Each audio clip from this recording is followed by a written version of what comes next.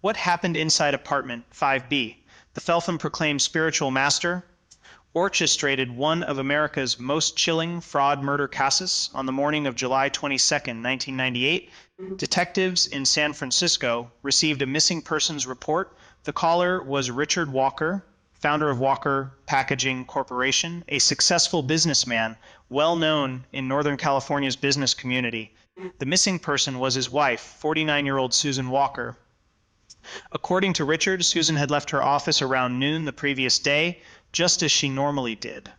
But after that, she vanished.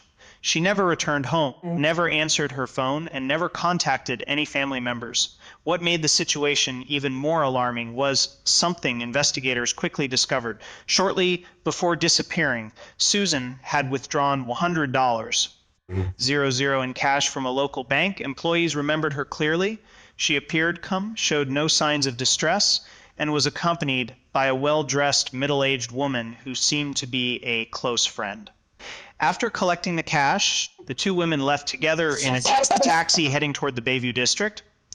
At first, police couldn't determine whether they were dealing with a kidnapping, a voluntary disappearance, or simply an unusual personal matter. But then another report came in. A second woman had vanished. Her name was Linda Harper, 45 years old, and she happened to be one of Susan's closest friends. Before disappearing, Linda had also withdrawn a large amount of cash, nearly $30,000.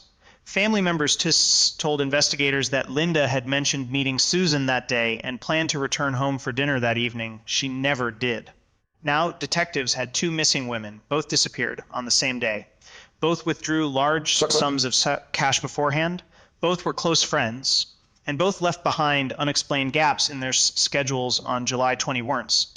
As investigators dug deeper into their social circles, a third name emerged: Karen Mitchell, 41 years old, divorced, mother of two teenage daughters. Karen lived in apartment 5B of a condominium complex known as Harbor View Residences on the outskirts of San Francisco. When detectives tried to set Karen, nobody answered. When officers knocked on her door, nobody came. At that moment, the case stopped looking like two unrelated disappearances. It began to look as if three women had attended the same mysterious meeting, carrying large amounts of cash, and then vanished together.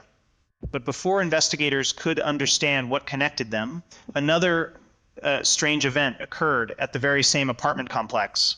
A resident named Diane Cooper was found dead after falling from an upper floor. Initially, her death appeared unrelated. However, when officers examined her apartment, they found something unusual: religious symbols, handwritten charms, incense altars, ceremonial robes, objects commonly associated with spiritual rituals and fortune-telling practices. Even more disturbing, detectives discovered contact information linking Diane to both Linda Harper and Karen Mitchell. Suddenly, what seemed like separate incidents began converging toward a single location.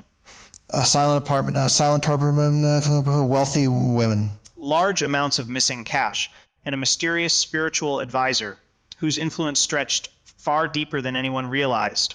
What investigators would eventually uncover inside apartment 5B would become one of the most shocking criminal cases of the late 1990s. Because what initially appeared to be a tragic ritual gone wrong would soon reveal something far darker: a carefully constructed deception, a ruthless scheme fueled by greed, and a killer who understood exactly how to exploit fear, hope, and belief.